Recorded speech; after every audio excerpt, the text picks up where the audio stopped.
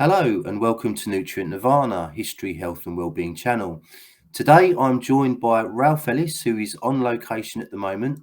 This is audio only, as you can see. We're just trying to make sure that you can hear us as well as possible. So before we get started, Ralph, how are you? Apologies for the poor connection. I've got 3-star accommodation and that's why we're down to audio only. But never mind. Never mind. Yeah. Okay. We'll get going. So today we're going to look at two subjects. The first one we're going to look at is the news that has come out of Boston University over the last few days, and I believe it's quite disturbing news. So scientists have developed at Boston University a new strain of COVID-19 called Omicron S. Now, the Daily Mail reported that this newly developed strain of COVID was substantially more infectious and carried a mortality rate of 80%. So, what are your initial thoughts on this, Ralph? It's all madness, really, isn't it? Yes, certainly is. And the problem is, well, the problem is they're doing it in the first place, because I thought that gain of function was not allowed. Why they say that the gain of function research that they were doing on the original A was being done in China because it was banned in America, and therefore they would do it. I thought that was the rationale.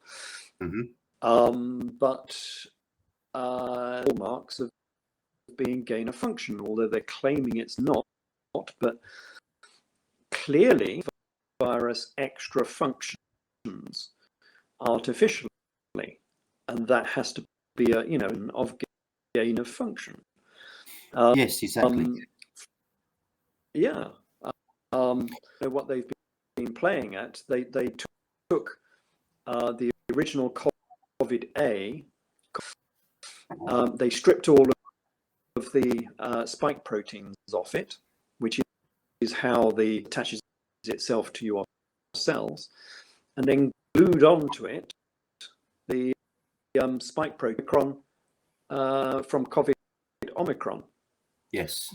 Which is the more infectious, trying to see what difference this would make. And of course, what they between the two, because it's a hybrid.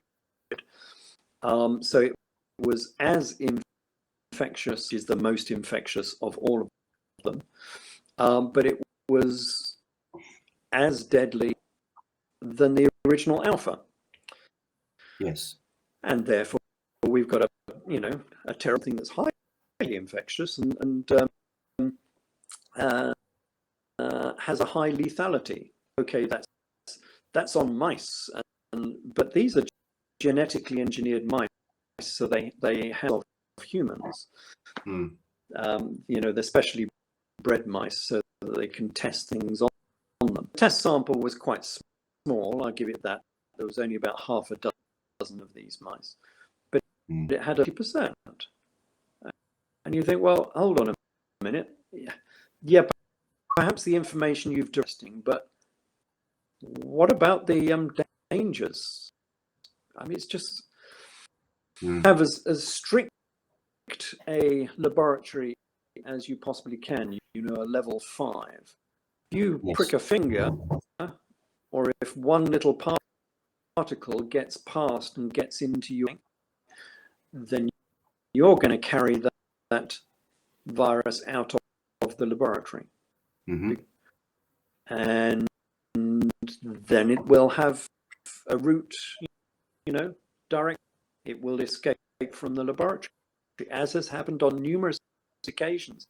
I don't know if it's was it swine flu or was it the foot and mouth? But I think it is, that escaped from a laboratory. Yes, and yes.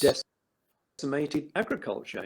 We had, millions of cows being slaughtered because that was. Foot and mouth it must have been. And that came, a laboratory had a broken drain, which was field. They found it much later on, of course. But you've got to wonder why on earth from that laboratory was going down a drain without being, method of killing off anything that would be in it.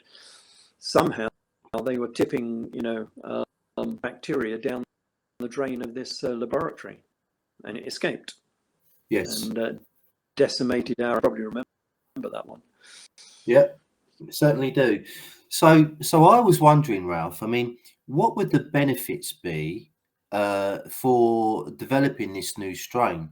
And what I've got here, I've looked into this, and what I've got here is the researchers say that these experiments show that the pathogenicity of the COVID virus is determined primarily by something other than the spike protein. But isn't that a pretty narrow finding? And was it necessary to create this super strain to find that out? Yeah, you do wonder whether it was really, couldn't you?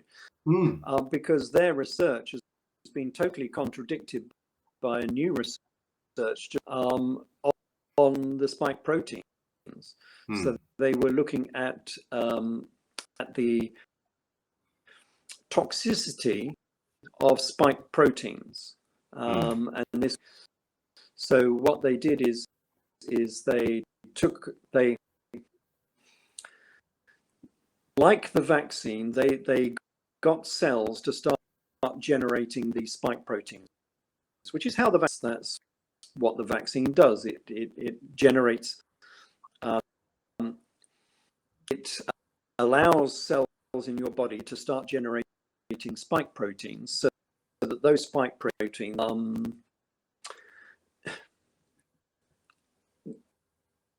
will go around the body, and your T cells and other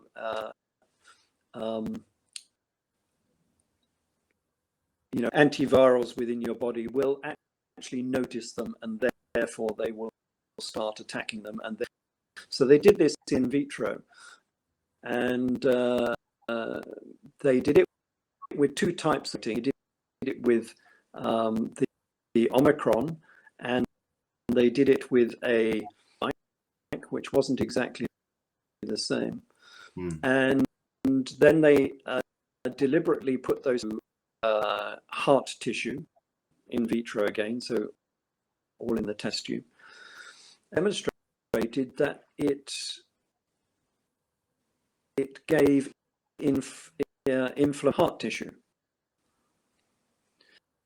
So that's nothing to do with the body of the virus protein. And they showed that the spike protein will give tissue, and that's a problem, because that's what some people will probably have heard, all of the heart problems that have been generated by the virus and by the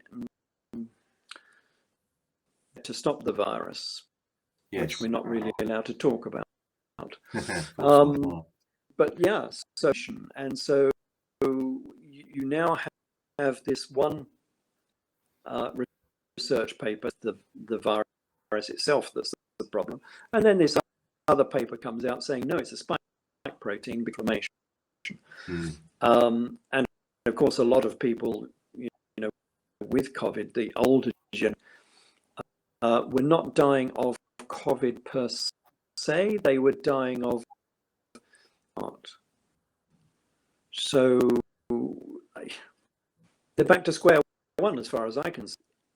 It seems quite obvious that both the virus itself and the spike proteins are in causing the actual disease that people get, the actual symptoms that people. And is it worth it? No, I don't think it is. What they should be researching more is that can actually stop it. Yes, of course. Not necessarily stop the virus as such, because there are antivirals, of course, but therapeutics that can stop the effects, the inflammation of the heart and the lungs and things of that nature. That's why people die. It would be much more beneficial, I think, to start researching those therapeutics. And they go. I mean, not now. They should have been doing this 2 years ago. It's absolutely ridiculous that nothing has been done. Yes, well, a lot of research, and there's going to be a lot of profit made out of these jabs. So, and I would just add, I mean, I know that the therapeutics that we can't mention seem to have had a very positive effect on people. I would also throw into the mix vitamin C, good old-fashioned vitamin C. If you've got ascorbic acid, if you've got pure vitamin C powder, that too can have a very positive effect on what we're talking about. There were a lot of medics were talking about vitamin D, of course, as well. Yes, yeah. And I think I've read one or two studies. If you research hard enough, you can find these studies that are pretty much suggesting that even if you've only got moderate levels of vitamin D in your system, this thing that we're talking about is not really going to be a problem for you whatsoever. Yeah, and a study that came in from Israel suggested that people had low vitamin D is a part of a problem of us being so sedentary and having indoor jobs all the time. In Israel, people were not getting enough vitamin D, and so they were having to have supplements even there, supplements of that nature for all of the bodily functions, let alone, you do need sufficient vitamin D. That was an awful lot of people, even low vitamin D levels, and so they were giving them supplements. And the other thing, of course, is we now have several of these around the world, from China, from America, and I'm sure other people are doing it, who are doing this gain of reducing pathogens which are not desirable. Is if it's now so simple, we have this technology, and many people. What if Kim Jong-il wanted to start playing, or Mr. Putin, or something else?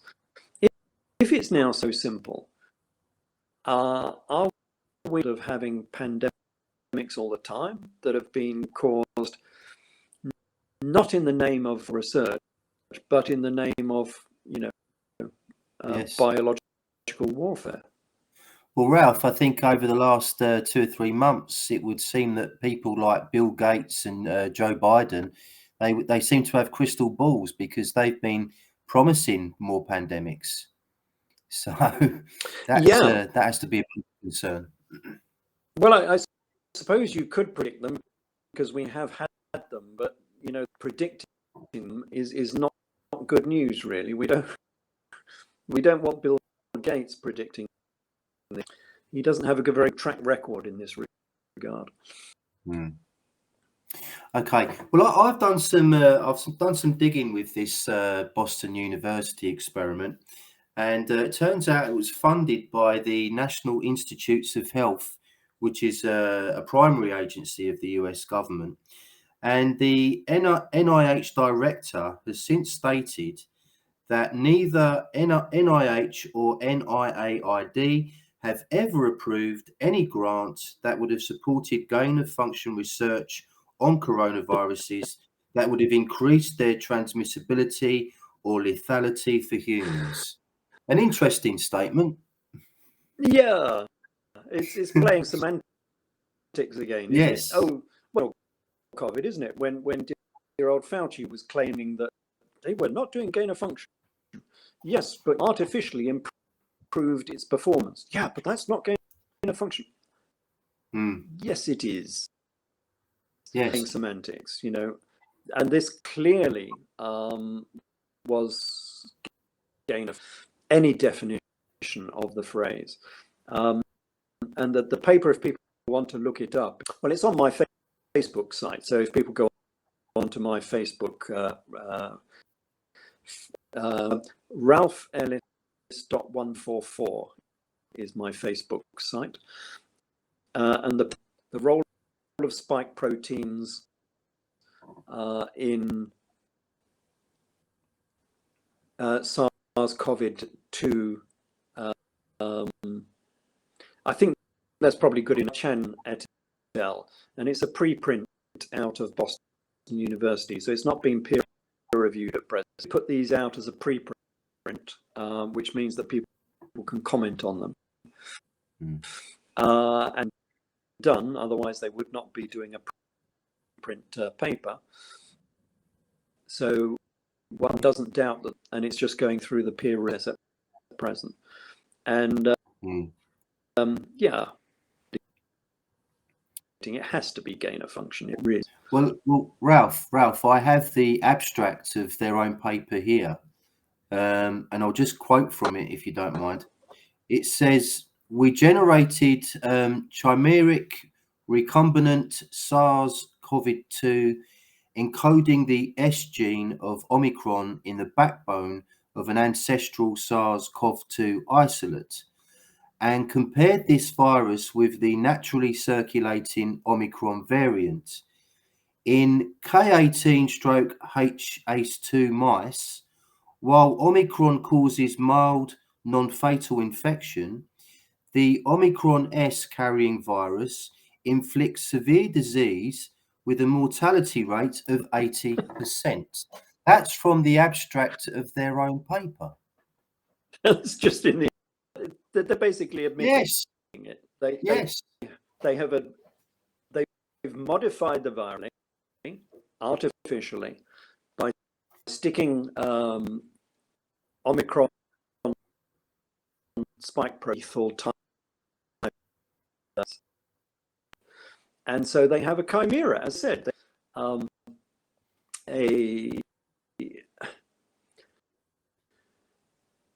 another word for it, but anyway, it's a cross between the two, between the A and COVID O hybrid Omicron. Yeah, it's a hybrid or a chimera. It has the worst of both worlds. You know, it's highly Omicron is, and it's highly lethal as the original COVID-A was. So it's the worst, really. You know, with the chances of that escaping being quite so high, people should not be playing around like this. It really is playing with God. Yeah, you can't fire. Yeah, get it back in again once you've lost it. Once you've lost it, it's out there and nothing you can do. There was,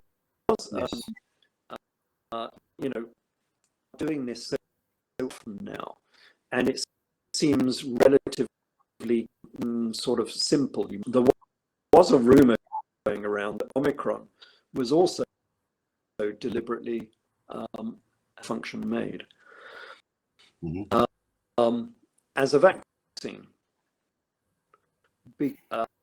COVID was a problem, and what we really wanted was a gentle COVID immunity to the the COVID strains. Omicron was a perfect vaccine, and so you have to wondering even within the medical profession whether it was a deliberately created chimera again, which was deliberately made to be and yet very infective, which would effectively immunize everybody just by catching, because it's the perfect vaccine. I mean, we do have live vaccines. I don't know which one it is, but we do take live for that very reason, that you can pass it on.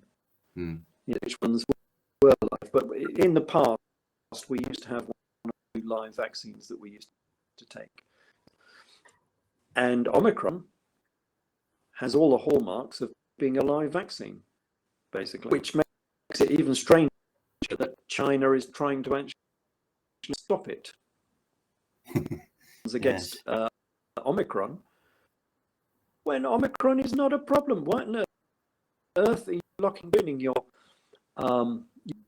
your economy for a disease that's not? It just doesn't make sense. I don't know what they're doing. Exactly. Just another quote here from Boston University. They've recently come out and said, there was no gain of function with this research. If at any point there was evidence that the research was gaining function under both NIAID and our own protocols, we would immediately stop and report. So, contradictory, to say the least. Totally. It gained a whole load. I mean, I would suggest when the mice started dropping at a rate of knots, I think we have some pretty clear evidence that the research was gaining function. And if they're ever investigated, it could quickly descend into a Monty Python dead parrot. Look, this is a dead mouse. Yes, it's a dead mouse. It's fallen off its perch. Yeah. Yes, exactly. It's So gone pining for the fjords. I know. So I saw that story about a week ago, and just when I thought the world couldn't get any madder, we have Boston University. So there we are. Okay, Ralph, shall we? Because we've not got the best connection in the world, shall we move swiftly on to the Ukraine and the goings on out there at the moment? Yes. Because up to this point, I have to say we've done 2 shows on this. And your interpretation of the events out there and your predictions, if you like, have been very, very accurate. So where do you see this current situation going at the moment? Yeah, it's an interesting result, and I imagine I was probably one of 1% of people who predicted this when it first, because everyone was going on the standard analysis of army, their whole armed forces as being, the second best. And so I was out on a limb there saying that, Russia will come unstuck on this based upon my experience of living there, which, as we talked, that their equipment and their personnel are not really up to the job. That is why I predicted that Russia would have problems, because I just knew their equipment would not work. Structures are very poor. I knew there was rampant forces, which means you might have 20,000 tanks on paper. In reality, you might only have about 3,000 or 4,000. It's that bad, that you on paper, you might come down to something like 25% of that actually working. 1,000 they were just left out, in the open. They weren't even in hangars, they were keeping in reserve, and they were just left out in the open, and no one was tending there for 30-40 years, because they're now using some of the old ones from using T-62s, which come out of the 1960s and 70s now, rusting away out in the open in the Russian winters for like 30 years. And Russian equipment doesn't work in the first place. Predicted that they would have problems, and they have. They've had very poor command. Apparently, the is like commanding from the rear. So they push the poor old. They sit down in the rear somewhere, and so the squad, the trust that they should have in, they don't really know why they're there. mean, how do they know what you're fighting for? At present, all they've got is, oh, there's Nazis over there somewhere. And of course, that's really not enough, even if they believe that, that's not in. So they've got very, very poor morale, very, very poor equipment. A lot of the squaddies are using, might be a fine weapon, but it's a 1970s and 80s sights on it. They're using metal sights, would you believe? Same sort of thing that I was using with virtually no accuracy whatsoever. Whereas pretty much have telescopic sights and so on. And they have, so they can work at night and things of this nature. The difference in the equipment is just unbelievable. And their tactics seem very strange. You see a lot of these pictures of wandering up a road, and you think, oh, hold on a minute. I'm no tactician, but why would you want a tank on its own with no infantry and running down a road? And of course, it just gets picked off, because there are lots of anti-tank weapons. The Russian Air Force is just non-existent. It's just not flying. Decent Air Force, it should be taking control of the whole battlefield with patrols daily, picking off Ukrainians, from 30,000. They're not doing that because the Russian Air Force is not flying. Presumably, secondary that Ukraine does have some, and they're mostly low-level stuff, up to 15,000 foot. The ones we've given them, like the Star's very potent weapon. Yeah. But it only goes up to 15,000 foot. Should have control of all the airspace above that, but they're not flying. So there's no air cover for he's just out there in his trench. Because they have devolved into trench warfare. The Russian Navy has been scuttled, basically. It's just not doing anything. Here, we were going to have a naval landing. But they can't operate because they're getting picked off. Their flagship in the Black Sea was sunk by the Ukrainians.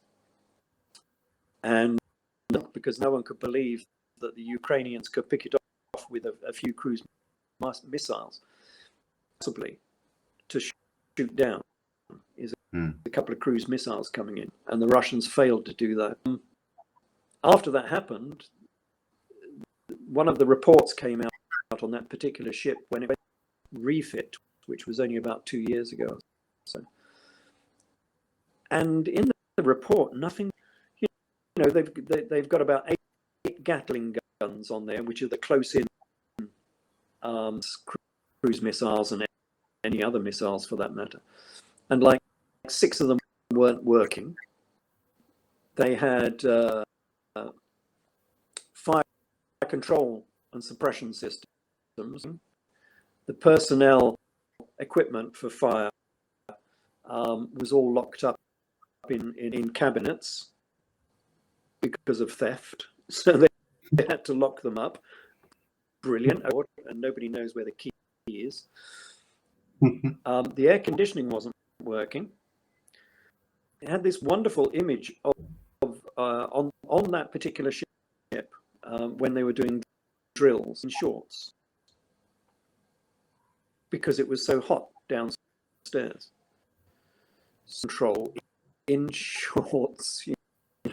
If you've ever seen any images of NATO, but British Navy, when they're on patrol and doing exercises, it's the only way you can operate is in flash gear, which is fire suppression.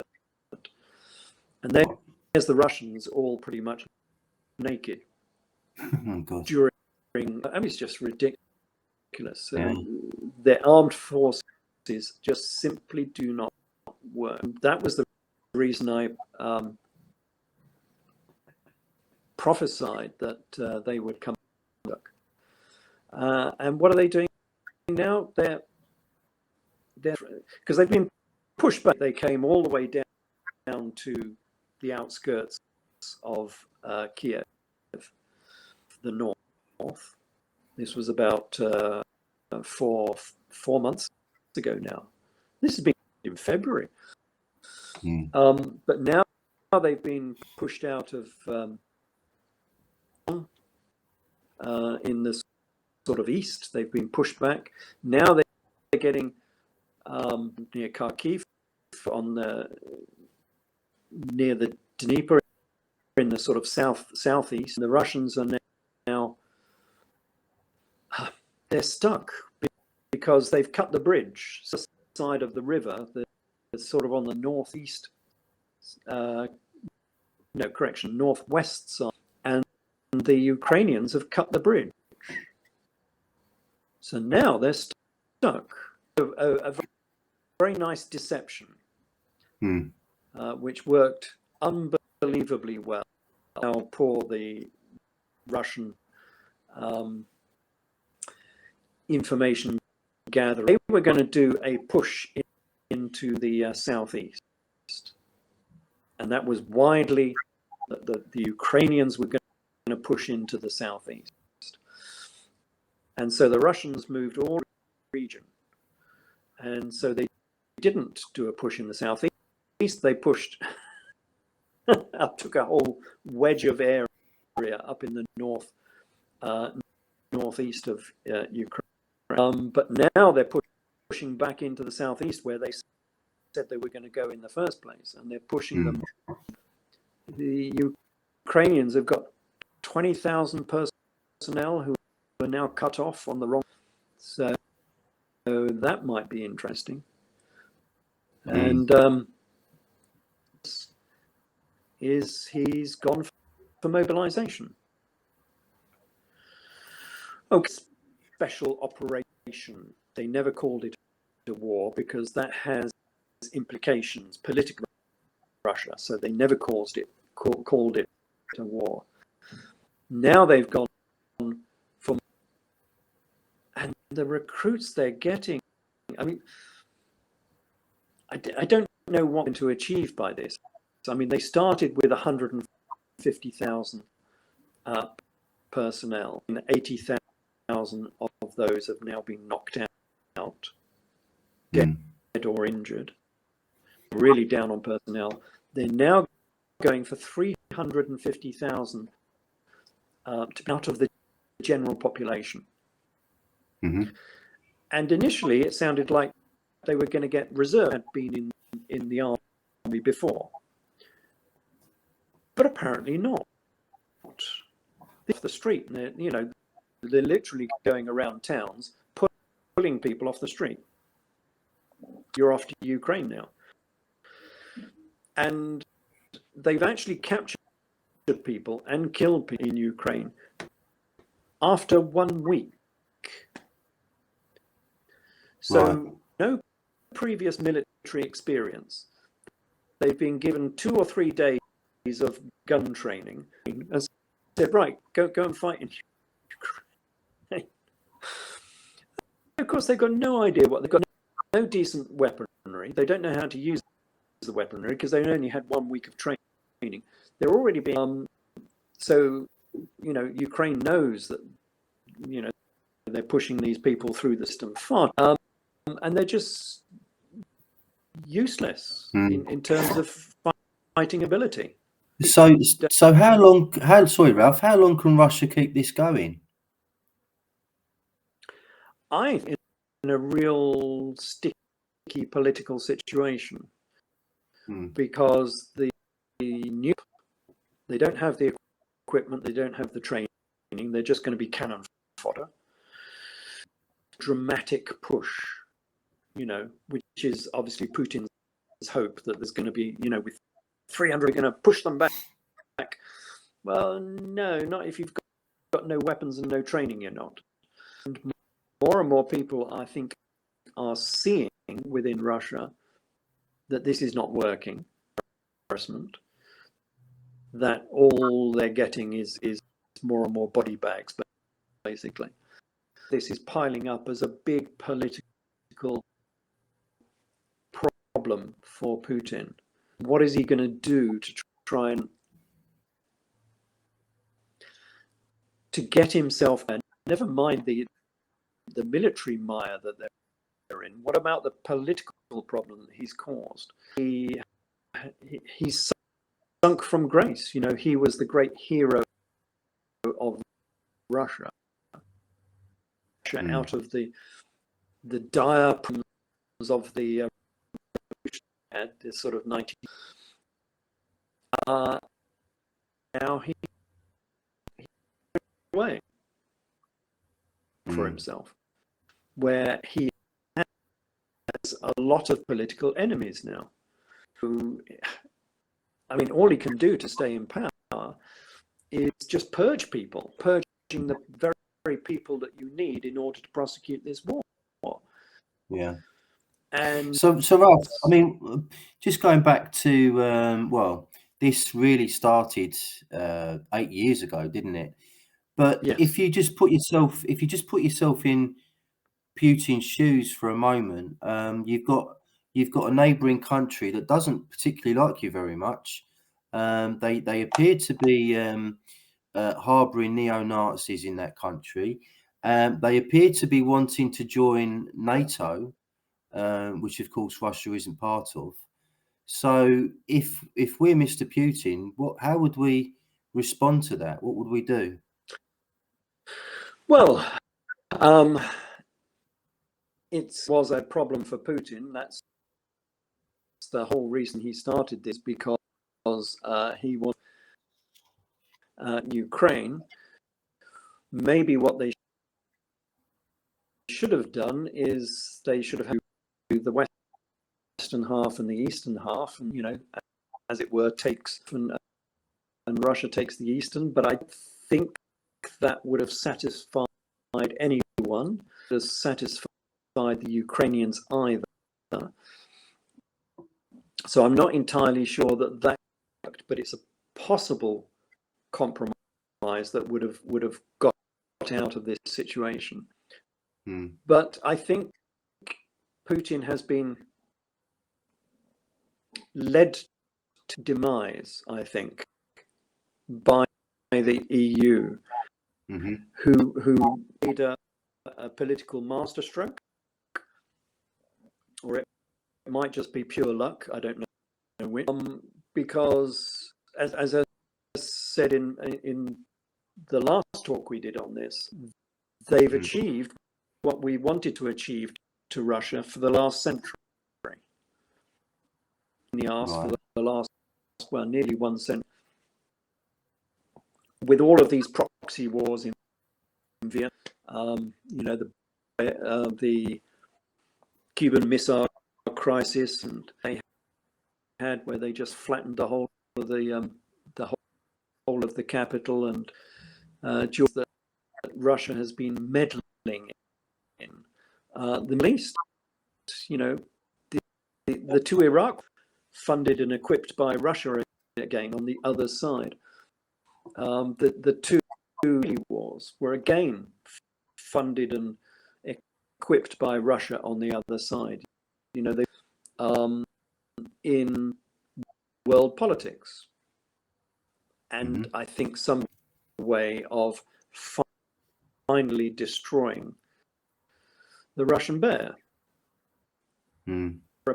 appears to have no claws, and I'm wondering if people understood that as this started, or did they not? Was this just pure luck that it's gone? There's a way of neutral Russian bear, which, you know, has been.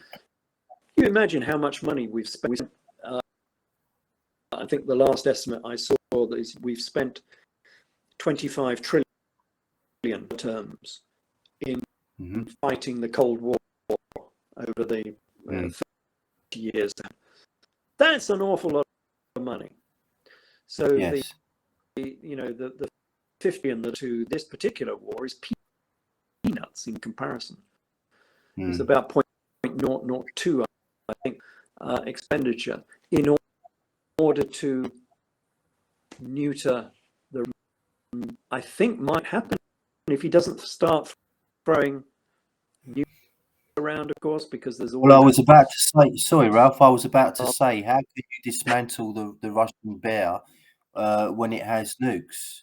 That's got to be a very tricky process, I would imagine. Yes, we're not going to dismantle them by actually invading Russia. That's never going to happen, of course. A neutered Russia that knows it cannot expand militarily because its military are just not up to the job.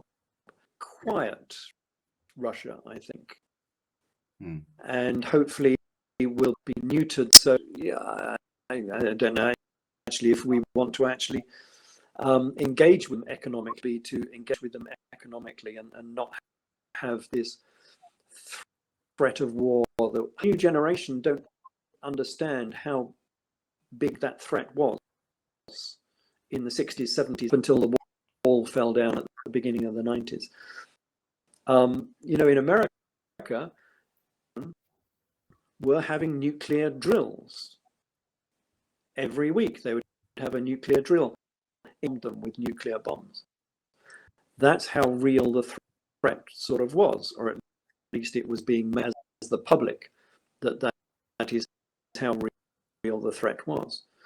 It was on time that a nuke could come streaking across the sky at any minute. It was a real, and so getting rid of that worry so we don't have Cold War mark be a very good idea. Again, I'm sure if we're doing that, we're just doing that by default, and it's just happened to work out this way. I don't know.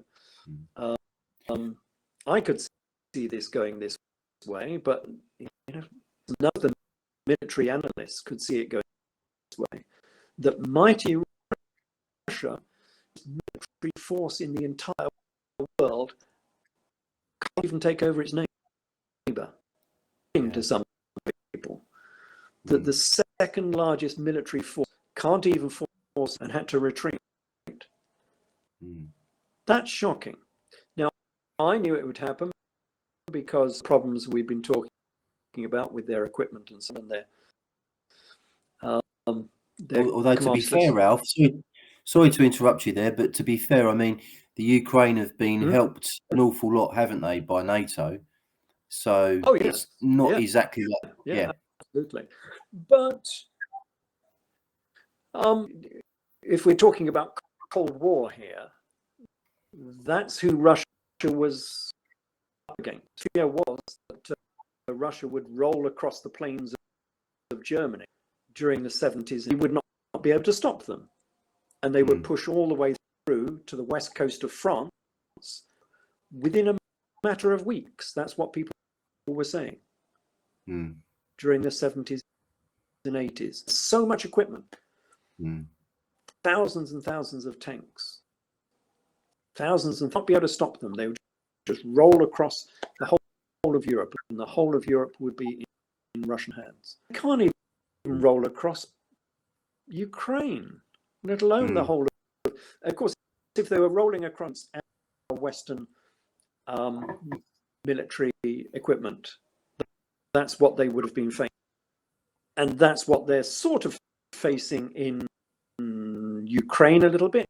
But do remember, contributor to the Ukrainian war effort might sound odd, but in comparison with the amount of equipment we have given, Russia has given them 2 or 3 times as much in terms of I think this is Ukraine now has more now than it started the war. Yes. captured Yeah. so much, 1,000, Yeah. 2,000 tanks Well, and army personnel carriers, and which, of course, they're just painting up in Ukrainian colours and they're turning them back, yeah. which is quite amazing. I mean, they're just being abandoned Yeah. left, right, and centre. Just before we finish up, Ralph, because the connection isn't the best today, so I think we'll round it up in a moment. But could I just ask you, can you understand why there are many people in the alternative media and in the so-called truther scene, if you like, that kind of support Putin during all of this? Because he's opposed to NATO, he's opposed to the EU, and he, of course, is opposed, it would seem, to the central banks, because he teamed up with other countries in the East to form BRICS, didn't he? So he's kind of, if you look at all that, he's kind of an alternative to everything that isn't that we don't like. I don't like about the world. Well, yes, I mean that's why a lot of people did support Putin. He was anti-political, highly anti-woke.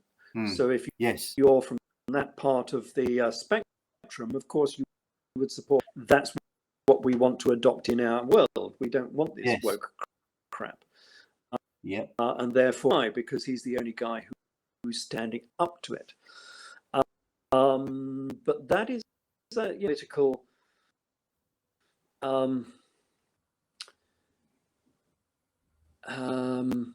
union between these different peoples, that he is the only politic. However, his economics and his society is not one that we would really want to adopt. In the West, it's a very restrictive police type in the West, so we shouldn't really be supporting that. His oligarchics only works because they've got fossil fuels. Basically, it doesn't work because Russia doesn't work like China works. It's not a very economy. It's very, very poor. We don't want to be adopting that. So we supported him initially, but I think his neighbors, and it was clear that Ukraine ought to be independent and have some politically where they want to be aligned with. And just walking into that place and saying, no, it's ours. I don't see why they're using Putin for doing that, just because you supported him for being anti-really aligned to me. So and they should be sorry, Ralph.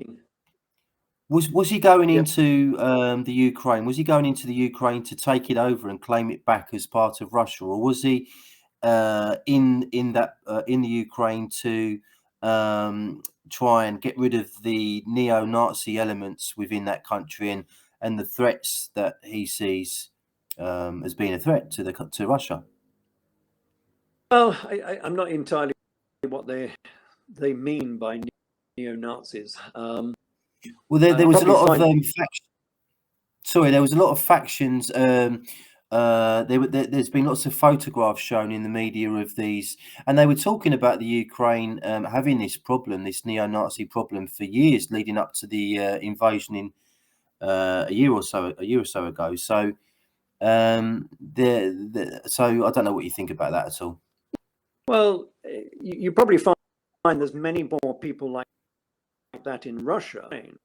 I mean, Russia is a very, very dog-eat-dog society. It is quite fascist. It's hardly democratic, authoritarian. It's run by oligarchs. It's essentially fascist. Dictator. Putin is a fascist dictator. He's not exactly a super democrat. So I was going to say, but isn't Ukraine the same in that sense? yeah, but slugging it out. Yeah. Of course. Ukraine is a particularly democratic place at present, but that's the nature of the societies that are dragging themselves out of the gutters, literally. Dissolution of the whole of the USSR. It was a very poor place, were as well. All of the Eastern Bloc was like that. Yeah. Until they started joining a bit more money, till they got a bit more freedom, till they had some more democracy, and they had rapidly aligned themselves with Europe. But 20/30 in the Eastern Bloc, you could call it fascist. There are some strange people who are right wing. No, the vast majority, in fact, I think every has always been left wing, and seem to understand that. So Hitler was he was a socialist. Yes.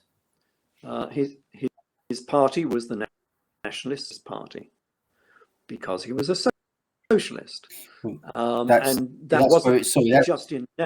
That's where it's confusing, Ralph, because nationalism is associated with the right, isn't it? But socialism is the left. So yeah, but if you look at the USSR, they were very nationalist, and so was Germany. So the big H man, I'm not his name on YouTube, but anyway, the big H man in Germany, he had the Prora socialist holiday camp, was the biggest holiday camp in the world, up in Germany, which was a socialist holiday camp. He had the Volkswagen, which is the peopleist car. He had the Gustav Wilhelm, which was the socialist for the workers. He had the Autobahns, which was the socialist road system. Had the turnpikes or the toll roads. It was a blend of, because he had obviously capitalist businesses that he was using itself as socialist. It was a fascist socialist party. The same as China was as well. So immediately sort of say that fascism has to be right wing is actually, though you can have fascist socialists, so you can call Putin a democratic. That's one of the hallmarks of fascism, is that you're not democratic, particularly democratic either. So yeah, you could call them a little bit fascist as well. But if you look at the war and the way it has played, news clips that have come out of there, well, we're not getting one side of the story, actually. I mean, we get a lot of the news clips come out of Russia, but you do see a difference between the two people, which India much better fit into Europe than would Russia. There with a song and a whistle, which you don't see on the other side of, well, not having fun, but they're making light of it in a sort of cheeky, chappy way that some of our guys were fighting during the Second World War. They know what they're fighting for, whereas the Russians are sitting in there and why they're there. And I can't believe coming in to fight a war in order to get a fridge machine. I cannot believe that a war has dissolved in trivial sort of rationale for actually having a war. Every army personnel carriers that they knock out with the Ukrainians has got a washing machine or a microwave. For all they're doing is they're petty things which we would not consider valuable at all in the West. Yeah. Washing machine. Sorry, Ralph. I can't believe that anyone is fighting over microwaves. I think that's incredibly sad. If you ask me, the only place a microwave should be in is the trash can. I'm talking about that from a health point of view. But anyway, one of the trenches this is the final thing on that. One of the trenches they go has seen, they had actually stolen toilets. They had this pile of ceramic toilets that they had taken, and you think, of all going to war in order to, benefit yourself and enrich you, find some gold necklaces or something. But no, they had toilets. What on earth are they doing, these people? Oh dear. Well, some fascinating observations as always, Ralph. Thank you very much for that. Cheers. Before we go, can I just you're on location at the moment, aren't you? So could I just ask you how things are? Are you enjoying yourself? Have you discovered much recently? It's I've been backwards and forwards. So I've been to Turkey, and I've so it was quite tough actually. Mm-hmm. It's probably actually good for me actually, because I don't do enough exercise, but it was a day going around. And yes, we got to Edessa, which is nice. So we explored that a little bit. We got to Göbekli Tepe, of course, which was nice, because I've not been to that site, because all of this has opened up since the new museum was not there when I last went. So there's the new museum, which has got Göbekli Tepe in there, which actually gives you a much better idea, because you can now walk around the stones from above. It looks very small. Wow. Yeah, but I've now seen the pictures when you can walk in among the stones are like 5 meters high. They're quite towering. They're taller than the Avebury stones, aren't they? I believe. Yeah, they would have been very impressive. We're talking about 11,000. Quite impressive. And I'm still looking at this site as being a potential necropolis. I've seen this one actually. I wrote a story for Ancient Origins comparing Göbekli Tepe or Chaco, I think it's called, over in America. Yes. Down there somewhere. And the two sites are remarkably similar. So you have these structures in both sites, and behind them you have a whole series of or just accommodation blocks or whatever they are. And they're very okay. We don't have the full extent of them at Göbekli Tepe. We've only got the sort of found. But at Chaco we have it's either Chaco or Chacao, and it's in a valley down in New Mexico somewhere, and it's a huge site. It runs down in that, but behind the circular temple structure, you have all high-rise flats, as it were, boxed, or 5 stories high. I mean, it goes up quite high. Mm-hmm. And none of them have any chimneys, which is all a bit, they're not really livable spaces. So what was this? Well, my suggestion was that this site was actually a necropolis, and you have your ceremonies down below, and then the dead are put in all of these in sort of blocks of flats behind. And of course, the dead don't need chimneys, and they don't need windows. In fact, you don't want windows because you want to keep the flies out, basically. You want to see the whole point of a tomb. You want it sealed. It's a perfect necropolis. Been suggested for the Chaco site before. So I think I'm the first to have suggested necropolis to me, because in the ancient world, that's where you put your you know, your money didn't go into your domestic dwelling temple, and it went into your necropolis. That's where people spent their money. I'm just thinking that Göbekli Tepe and Karahan Tepe are the same structures that we all know, with the T pillars and so on down below, which happen to have side. So they could be zodiacs. They could be representations of the above. And then behind Göbekli Tepe, you have all these square. Most of the square rooms have a little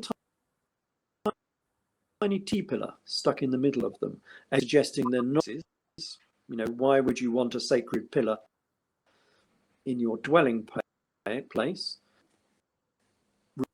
Rooms for the dead and necropolis. That's where you lay your dead, and there's a little tiny T space. Wow. So I think Göbekli could be a necropolis. And both of them, Göbekli and Karahan Tepe, they're both sitting on around Edessa, so they're right next door to Edessa. Looking out over a good view of the cosmos above, of course. But Karahan Tepe is north of the Edessan necropolis, which is down right next door to Karahan Tepe. And of course, what do we have at Edessa? A necropolis with these round towers, which are tombs, truncated round towers on the in exactly the same fashion as we get at Karahan Tepe and Göbekli Tepe. The same traditions have lasted. Of course, there's huge gaps between these in terms of chronology. Chaco site is supposed to be Bronze Age. It's 3,500. Göbekli and Karahan Tepe are supposed to be like, I don't know, old, very old indeed. The Edessan necropolis is 1st century AD, 9,000 years between them. But they have many similar. They're both, sitting on top of hills, and they both have these tomb like rooms underneath that can be sealed off. And at Sogmatar, they're sealed off using rolling stones. Right. Could I just ask you, Ralph? Could I just ask you, in the 1st century AD, was Göbekli Tepe and its sister site? Is it called Kepi? Sorry, I didn't get the name of it.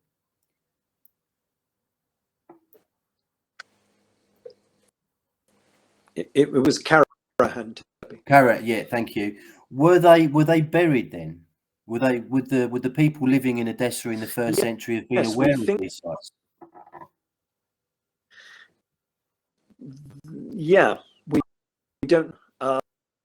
Yes, they were. Changed the story on that somewhat. They were saying that they were buried all in one go. Now they're saying, hold on a minute, there seems to be stratification, and so that while they were still in use, so people just weren't clearing the site and they were still using it, and then again it sort of covered itself over bit by bit. When it totally covered, because when they were discovered, of course, only a few covered. We don't know.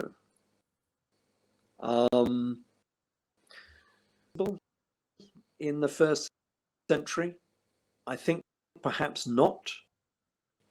But of course, the ends of those sites might have lasted into later era, that we still have the same sort of traditions. Mm. Don't know on that. There are vast of time between Göbekli Tepe and the Chaco site, and between Göbekli Tepe and but they do seem to have some similarities between the two, especially as they are both zodiac sites. Mm. As I say, you know, the Göbekli Tepe has 12 stones around the out in the middle. That can be easily seen to be a representation of the zodiac. And of course, if you get the Descens, and of course I say the Descens, in fact they are Nazarene because we have that from the Talmud.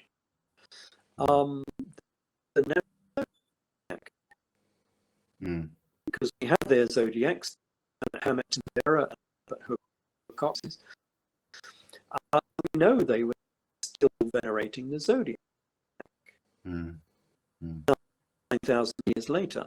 So those traditions did last into.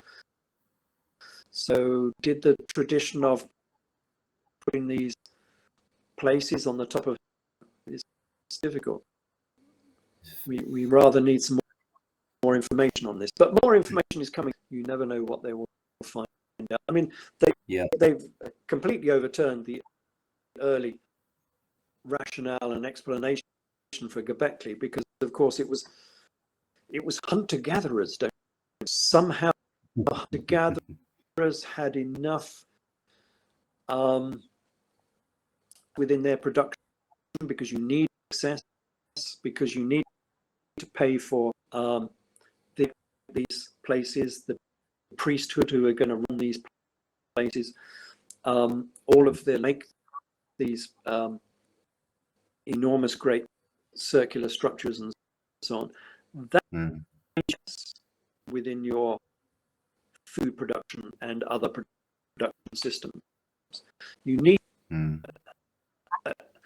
a class of non-agricultural people, non-farming people of at least 20% in order to make structures of this nature. And of course, I've heard that only 5% of Göbekli Tepe has been excavated. At least 90% of it is still underground. Yes, which is incredible to contemplate, isn't it? They're discovering things all the time. Of course, one of the things they discovered is 1,000. What do you call them? Grain crushing stones. What do you call them? Grindstones. They found 1,000 grindstones crushing grain. Okay, well, that's not very much hunter-gatherer grinding grain in order to make bread. That suggests a much more suggests agriculture. And the location they're in suggests agriculture, as Dessa and Göbekli look over a nice flat plain, agriculture. So all around it, there are these rolling hills, because they're made of limestone, the water doesn't stay on them. And so they're parched. They really are the Badlands. They're terrible places. But down on the floor, you've got this, which is like 70 kilometers wide, 100 kilometers long, potentially agricultural land. So it's just in the right developing agriculture. And so a complete explanation for why, how Göbekli Tepe was actually maintained, that this was a settled society, arable agriculture, not just pastoral. And they were grinding corn because they found all of these grindstones. So that view changing, and how it was covered up, and the number of them as well. I mean, if you because it's no longer one or two of these round temple structures. and it's highly unlikely that all of them were made at the same time. Succession of round structures built over a number of centuries to end up with so many of them. And as you say, very little of this has been actually discovered that remain undiscovered at present. There might be, just looking in that list, there's probably half a dozen more of these round temple structures around the whole of the Göbekli Hill. You might find 20 or so of these. In lots of century, you've got 20th century. So the site could have been time. Yeah. Okay, Ralph. I think we'll leave it there while we can still understand each other. Sorry, the connection's not been the best, but I'm hoping that it's going to be good enough to upload to YouTube today. Glad to hear that you're getting lots of exercise, Ralph. But do look after yourself, won't you? Get lots of rest as well. And we'll see you soon, everyone. Please like, share, and subscribe. And thanks very much. Cheers, Ralph. Good to be back on the channel.